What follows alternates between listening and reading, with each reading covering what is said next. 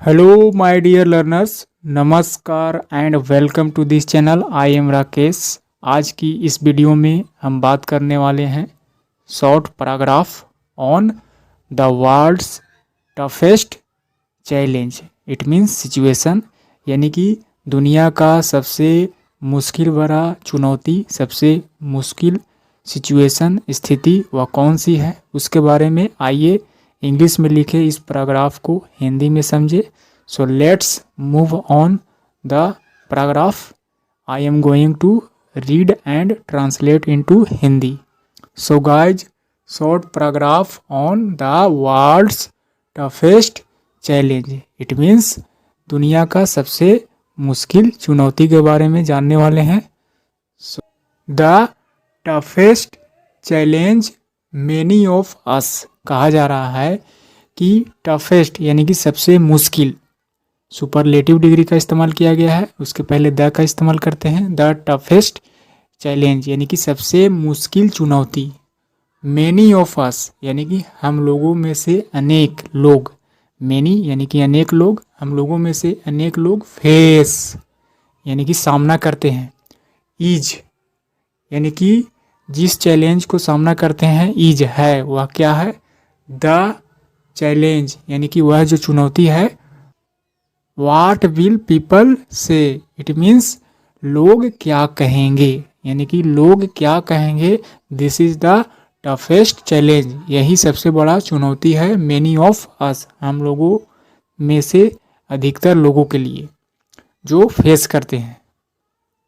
So this is the Hindi meaning of this statement. Next, see in life यानी कि see का मतलब देखना, अपने see in life it means जीवन में देखिए, यानी कि अपने जीवन में देखिए। see यानी कि देखिए, in life अपने जीवन में। You will never have any control over what people think और डू और से। कहा जा रहा है कि अपने लाइफ में देख सकते हैं, सी इन लाइफ, लाइफ में, जीवन में देखिए। क्या देखिए? आप लोगों के पास कभी भी मत, कभी भी नहीं, नेवर का मतलब कभी भी नहीं, आप लोगों के पास यू विल नेवर, कभी भी नहीं होगा, एनी कंट्रोल, कोई नियंत्रण, ओवर, कौन सा ओवर, किस चीज़ के लिए? वाट पीपल थिंक और डू और से, यानी कि जो लोग जो हैं सोचते हैं, करते हैं, डू करना, और से कहते हैं।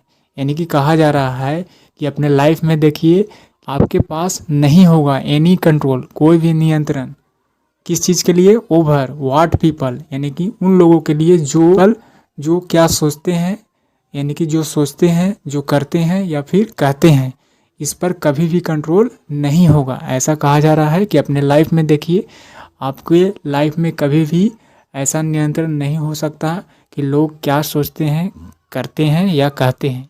यहाँ पर विल हैव का मतलब पास फ्यूचर में कोई चीज़ होना, जैसा कि मेरे पास कार है, आई हैव अ कार, मेरे पास कार था, आई हैड अ कार, लेकिन फ्यूचर में मेरे पास कार होगा तो I will have a car. इसी तरह से यू विल नेवर हैव का मतलब कभी भी नहीं होगा, एनी कंट्रोल, कोई भी नियंत्रण, ओवर, किस चीज़ के लिए?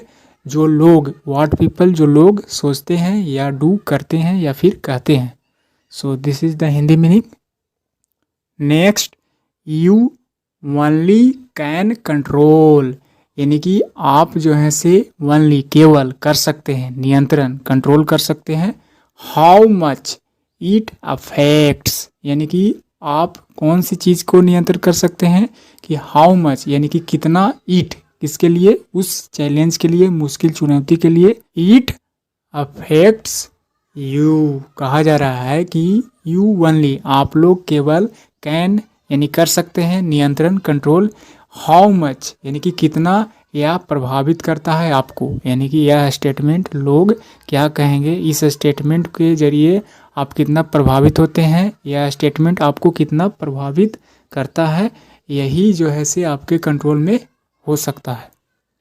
एंड और एट द एंड, अंत में, it is your life, it means it plus is, यानी कि इट इज योर लाइफ, यह आपका ही जीवन है, आप ही इसे नियंत्रण कर सकते हैं। You need to take care of it, इसलिए कहा जा रहा है कि आप लोगों को ज़रूरत है, नीड की आवश्यकता होना, की ज़रूरत होना, यानी आप लोगों को आवश्यकता है टू टेक केयर यानी कि ख्याल रखना ऑफ इट, यानी कि इस स्टेटमेंट को ख्याल रखना ही आप लोगों को ज़रूरत है।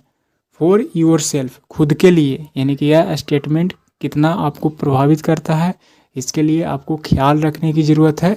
फॉर योर सेल्फ, खुद के लिए, खुद के लिए, अपने खुद के लिए।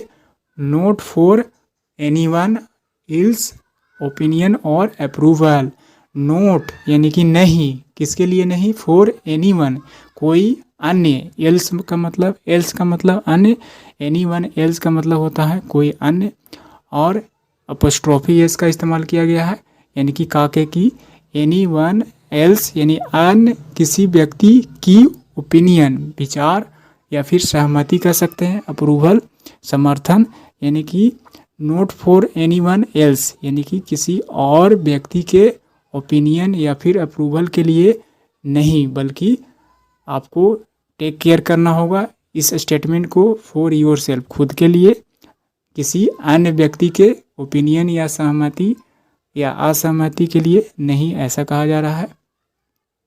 सो एनीवन एल्स का मतलब कोई अन्य, जबकि अपोस्ट्रोफी एस का इस्तेमाल किया गया है किसी और की ओपिनियन और अप्रूवल। यहाँ पर ऐसा कहने का मतलब हुआ, एनीवन एल्स का मतलब किसी और की ओपिनियन यानी कि राय या फिर सहमति। So this is the paragraph.